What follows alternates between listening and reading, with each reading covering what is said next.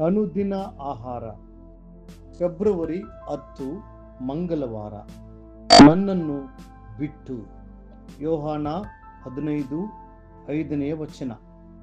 ನಾನು ದ್ರಾಕ್ಷೆ ಬಳ್ಳಿ, ನೀವು ಕೊಂಬೆಗಳು.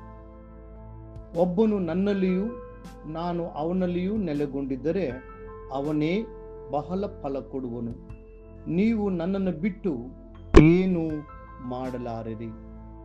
ಪ್ರಾರ್ಥನೆ ಮಾಡುವ ದೇವರ ಮಕ್ಕಳು ಯಾವಾಗಲೂ ದೇವರೊಬ್ಬರನ್ನೇ ಅವಲಂಬಿಸಿರುವುದನ್ನು ಕಲಿತಿರುತ್ತಾರೆ.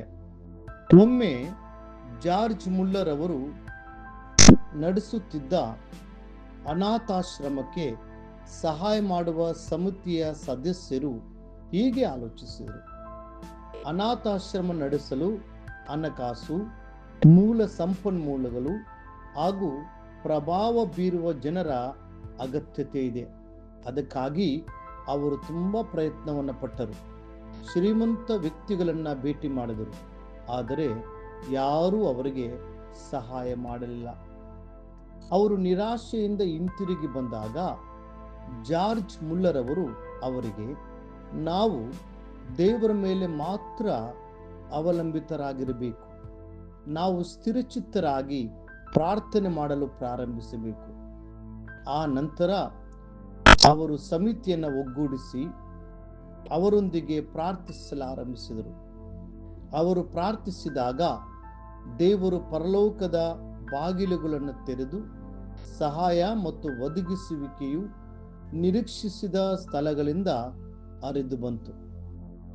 ಈ ಸತ್ಯವನ್ನ ನಾವು ನಮ್ಮ ಜೀವನದ ಪ್ರಾರಂಭದಲ್ಲಿಯೇ ಅರ್ಥ ಮಾಡಿಕೊಂಡಿದ್ದರೆ ಅನೇಕ ನಿರಾಶೆಗಳನ್ನು ನಾವು ತಡೆಯಬಹುದಾಗಿತ್ತು. ಸೃಷ್ಟಿಕರ್ತನು, ಸರ್ವಶಕ್ತನೂ ಆಗಿರುವ ದೇವರ ಮುಂದೆ ನಿಂತುಕೊಳ್ಳುವ ವ್ಯಕ್ತಿಯು ಸಾಧಾರಣವಾದ ಗುರುತಿಸುವಿಕೆ ಇಲ್ಲದ ಜನರ ಬಳಿಗೆ ಹೋಗುವ ಅಗತ್ಯತೆ ಇರುವುದಿಲ್ಲ. ಯಾಕೋಬನ ಜೀವನವನ್ನ ಕೆಲವು ನಿಮಿಷಗಳು ಆಲೋಚಿಸಿರಿ. ಆತನು ಯೌವನಸ್ಥನಾಗಿರುವಾಗ ತನ್ನ ಸ್ವಂತ ಜ್ಞಾನದ ಮೇಲೆ ಅವಲಂಬಿತನಾಗಿದ್ದನು. ಆತನು ತನ್ನ ಸಹೋದರನಾದ ಏಸಾವನನ್ನು ಮೋಸದಿಂದ ವಂಚಿಸಿ ಸ್ವಚ್ಛಲ ಹಕ್ಕನ್ನು ಪಡೆದುಕೊಂಡನು. ಏಸಾವನು 400 ಜನರೊಂದಿಗೆ ತನ್ನ ವಿರುದ್ಧವಾಗಿ ಬರುತ್ತಿದ್ದಾನೆ ಎಂದು ಅರಿತ ಯಾಕೋಬನು ಭಯಪಟ್ಟನು. ಆತನ ಹೃದಯವು ನಡುಗಲು ಪ್ರಾರಂಭಿಸಿತು. ಏಸಾವನು ನನ್ನನ್ನು ನಾಶಪಡಿಸುತ್ತಾನೆ ಎಂದು ಹೆದರಿದನು. ಇಂತಹ ಕಷ್ಟಕರವಾದ ಪರಿಸ್ಥಿತಿಯಲ್ಲಿ ಆತನಿಗೆ ಯಾವ ಮನುಷ್ಯರ ಸಹಾಯವೂ ದೊರಕಲಿಲ್ಲ. ಆತನ ಸಂಬಂಧಿಕರೂ ಸಹ ಅವನ ಸಂಗಡ ನಿಂತುಕೊಳ್ಳಲಿಲ್ಲ. ಆತನಿಗೆ ದೇವರನ್ನು ಅವಲಂಬಿಸುವುದನ್ನು ಬಿಟ್ಟು ಬೇರೆ ಪರ್ಯಾಯ ಮಾರ್ಗವಿರಲಿಲ್ಲ. ಯಾಕೋಬನು ಪ್ರಾರ್ಥನೆಯಲ್ಲಿ ದೇವರನ್ನು ಕೂಗಿದನು. ಇಡೀ ರಾತ್ರಿ ದೇವರೊಂದಿಗೆ ಪ್ರಾರ್ಥನೆಯಲ್ಲಿ ಹೋರಾಡಿದನು. ಆ ಮುಖಾಮುಖಿಯ ಅನುಭವವು ಯಾಕೋಬನ ಜೀವನವನ್ನೇ ಬದಲಾಯಿಸಿತು. ದೇವರ ವಾಕ್ಯ ಹೇಳ್ತದೆ, ಯಾಕೋಬನು ಒಂಟಿಗನಾಗಿ ಹಿಂದೆ ನಿಂತಿರಲು ಯಾರೋ ಒಬ್ಬ ಪುರುಷನು ಬೆಳಗಾಗುವ ತನಕ ಅವನ ಸಂಗಡ ಹೋರಾಡಿದನು. ಆ ಪುರುಷನು ತಾನು ಗೆಲ್ಲದೇ ಇರುವುದನ್ನು ಕಂಡು ಯಾಕೋಬನ ತೊಡೆಯ ಕೀಲನ್ನ ಮುಟ್ಟಿದ್ದರಿಂದ ಯಾಕೋಬನು ಅವನ ಸಂಗಡ ಹೋರಾಡುತ್ತಿರುವಾಗಲೇ ಅವನ ತೊಡೆಯ ಕೀಲು ತಪ್ಪಿತು. ಆ ಪುರುಷನು ನನ್ನನ್ನು ಬಿಡು, ಬೆಳಗಾಗುತ್ತದೆ ಅನ್ನಲು ಯಾಕೋಬನು, ನೀನು ನನ್ನನ್ನು ಆಶೀರ್ವದಿಸಿದ ಹೊರತು ನಿನ್ನನ್ನು ಬಿಡುವುದಿಲ್ಲ ಅಂದನು. ಆದಿಕಾಂಡ 32 24-26 ಮತ್ತೆ ಹೀಗೆ ಓದುತ್ತೇವೆ: ಯಾಕೋಬನ ಗರ್ಭದಲ್ಲಿ ಅಣ್ಣನನ್ನು ವಂಚಿಸಿದನು, ಪೂರ್ಣ ಪ್ರಾಯದಲ್ಲಿ ದೇವರೊಂದಿಗೆ ಹೋರಾಡಿದನು. ಹೌದು, ದೇವದೂತರ ಸಂಗಡ ಹೋರಾಡಿ ಗೆದ್ದನು. ಆತನ ಕೃಪೆಯನ್ನ ಅಳುತ್ತಲೇ ಬೇಡಿಕೊಂಡನು.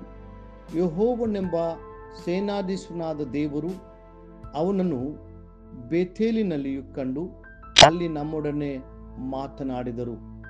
ಹೋಶೇಯ 12ನೇ ಅಧ್ಯಾಯ 3-4 ವಚನಗಳು. ಪ್ರಿಯ ದೇವರ ಮಕ್ಕಳೇ, ನೀವು ದೇವರ ಮೇಲೆ ಸಂಪೂರ್ಣವಾಗಿ ಅವಲಂಬಿತರಾಗಿರೋಣ. ನಿಮ್ಮ ನಂಬಿಕೆಗೆ ಹಾಗೂ ಭರವಸೆಗೆ ಆತನೇ ಆಧಾರವಾಗಿದ್ದಾನೆ. ಮುಂದಿನ ಅಧ್ಯಯನಕ್ಕಾಗಿ ದೇವರ ವಾಕ್ಯ. ಅವರೆಲ್ಲರನ್ನೂ ನಾನು ನನ್ನ ಪವಿತ್ರ ಪರ್ವತಕ್ಕೆ ಬರಮಾಡಿ ನನ್ನ ಪ್ರಾರ್ಥನಾಲಯದಲ್ಲಿ ಉಲ್ಲಾಸಗೊಳಿಸುವೆನು. ನನ್ನ ಯಜ್ಞವೇದಿಯಲ್ಲಿ ಅವರು ಅರ್ಪಿಸುವ ಸರ್ವಾಂಗ ಹೋಮಗಳು, ಯಜ್ಞಗಳು ನನಗೆ ಮೆಚ್ಚುಗೆಯಾಗುವವು. ನನ್ನ ಆಲಯವು ಎಲ್ಲ ಜನಾಂಗಗಳಿಗೆ ಪ್ರಾರ್ಥನಾಲಯ ಎನಿಸಿಕೊಳ್ಳುವುದು. ಯೆಶಾಯ 56:7ನೇ ವಚನ. ಈ ದಿನ ಓದುವ ದೇವರ ವಾಕ್ಯ. ಮುಂಜಾನೆ ಯಾಜಕ ಕಾಂಡ 8, 9, 10 ಅಧ್ಯಾಯಗಳು. ಸಂಜೆ ಮತ್ತಾಯನು ಬರೆದ ಸುವಾರ್ತೆ 25ನೇ ಅಧ್ಯಾಯ 31-46. ದೇವರು ನಿಮ್ಮನ್ನು ಆಶೀರ್ವದಿಸಲಿ.